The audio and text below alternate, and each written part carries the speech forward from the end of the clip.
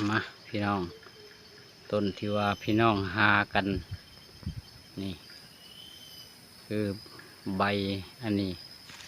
ซื้อราคาเท่าไรเด้ซื้อเนาะนี่พี่น้องดูพันชนะแนลเห็นพี่น้องนี่ใบเป็นต้นอีหยังพี่น้องจับให้เบิ่งนี่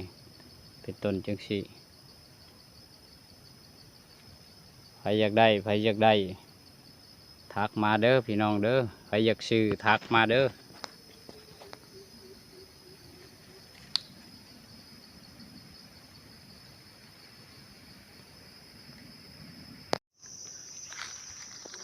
มาพี่น้องนี่ก็ลงพัฒนาแนลหาหลอดดงหลอดป้าพี่น้องโอ้ยนั่งเฉมอยก่อน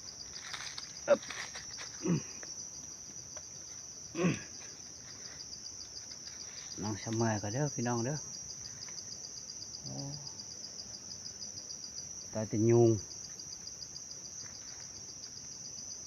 นั่งเฉมอยก่อนจักหน่อยจักเล็กจักหน่อย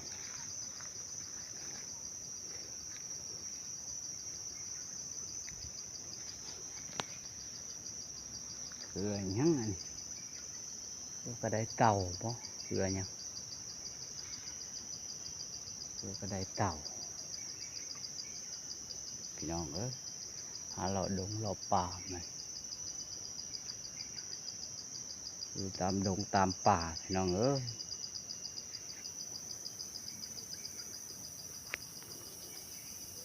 เบิ่งดูนี่ลุงพันพาพี่น้องมาเลาะดงเลาะป่า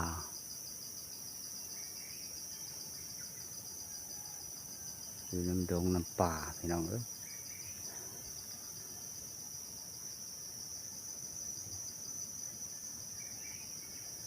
ทิวทัศน์ธรรมชาติไปพี่น้องไปต่อบันโอ้ยยุงกระลายพี่น้องเอ้ย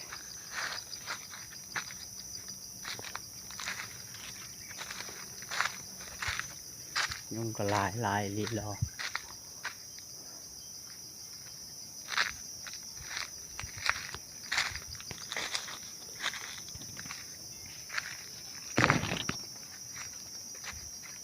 ดงหล่อป่า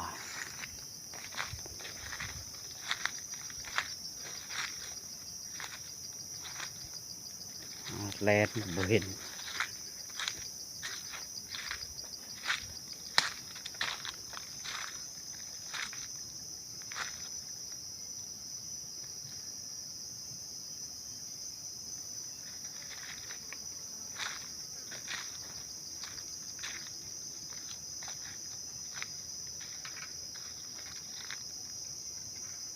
หาเลาะแลน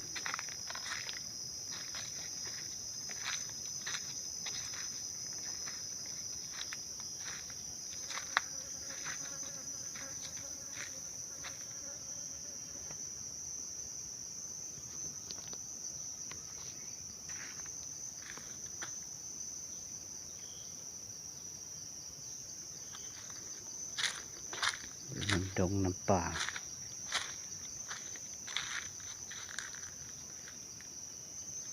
แต่ยุง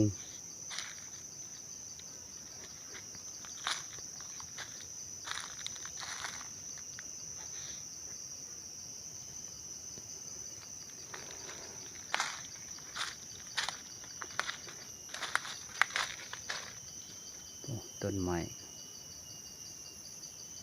สูงต้นไม้ก็สูงทิวทัศน์ธรรมชาติพี่น้องถ่ายพี่น้องเบิงไปเลาะดงเลาะป่าแล้วก็เลยถ่ายให้พี่น้องเบิงน้ำกัดโอ้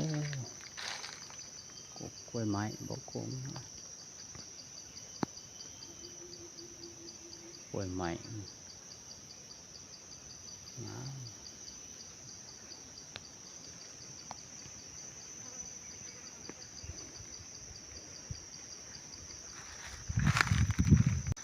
ลงไปหล่อต่อ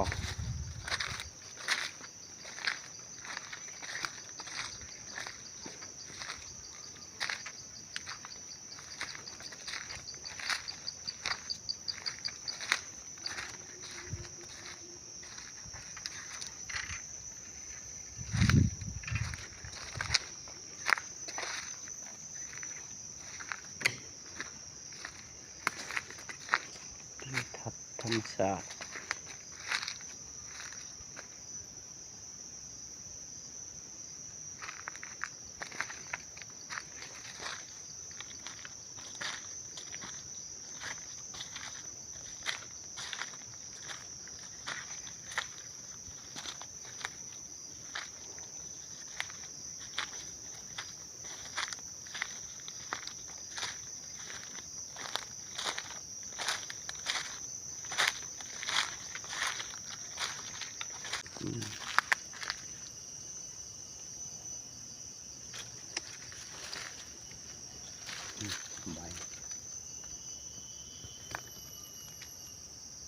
ใบเนาะพี่น้องใครต้องการอยากได้บอกลุงพลชาแนลได้เด้ออยากได้ใบอันนี้บอกได้เลยต้นเนี่ยต้นกระรอกหัวกระรอก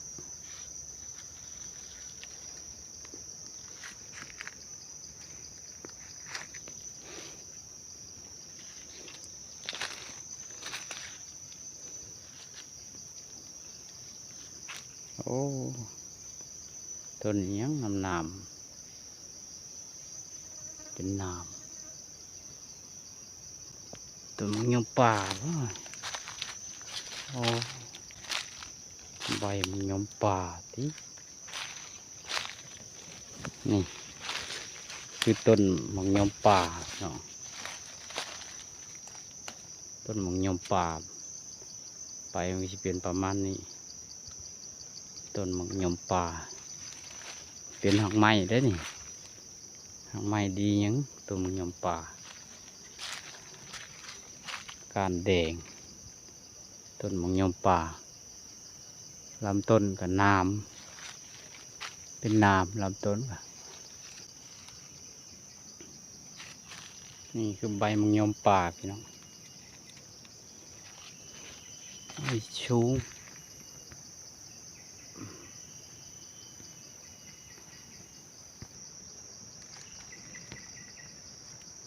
ต้นเหมือดดง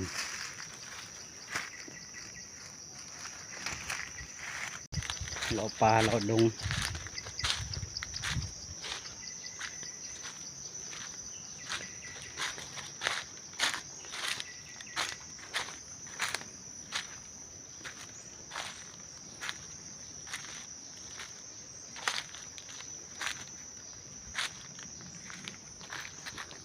นี่คือต้นหมักแตะ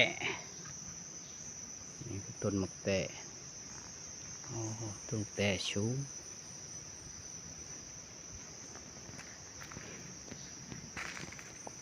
นี่คือเบี้ยอ่อนเบี้ยหมักแตะในหมักแตะโหในหมักแตะ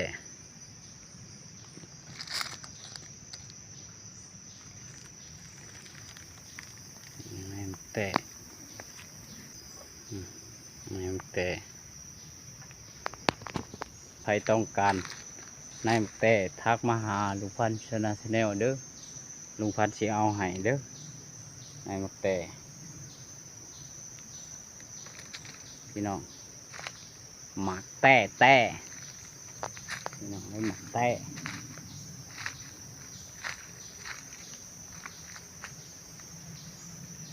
หมักแต่พี่น้อง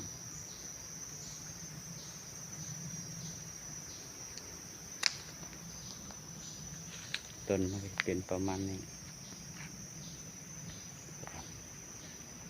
ต้นหมักแต่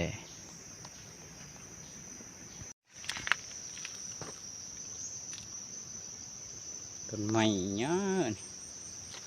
คืองูโอ้ ให้กูงูเหลือมต้นนี้ยังให้กูงูเหลือม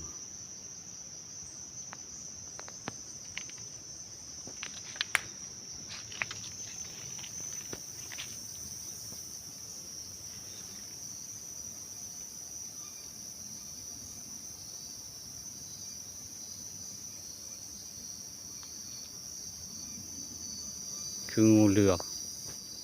อ๋อเฮ้ย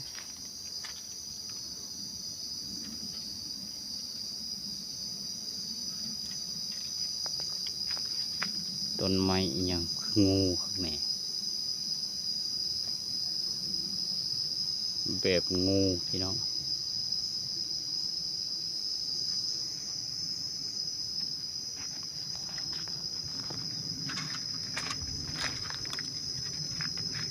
ไปพี่น้องไปต้นไม้อีหยังคืองูพี่น้องแบบเดียวกับงูเลยพี่น้อง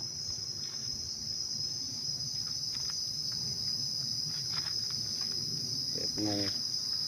แบบเดียวกับงูพี่น้องเอ้ยไปพี่น้องไปต่อ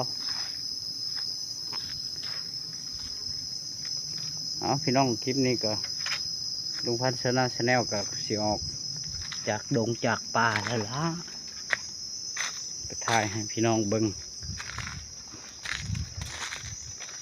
ถ่ายให้พี่น้องเบิ่งออกจากดงจากป่าแล้วต้นนี้ยังคืองูพี่น้องเอ้ยแบบงูเอาพี่น้องปลาตัวผักกระโดนงามแท้ผักกระโดนชิมมึงก่อน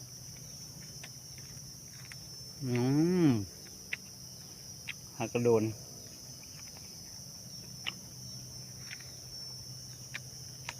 กินกับลาบเด้พี่น้องผักกระโดนสวยงามงามลายผักกระโดนอ่อนโดนอ่อนพี่น้องไปพี่น้องออกมาแล้วจากป่าเขาป่าเขาดงกับบัได้หยังลายพี่น้องได้เฮ็ดพี่น้อง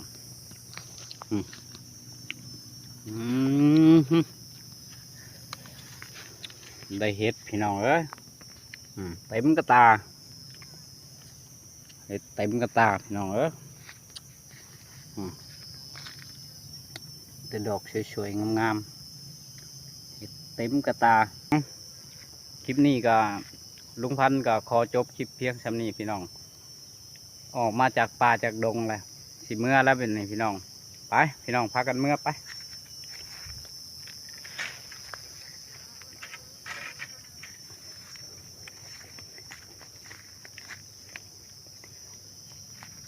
โอ้ย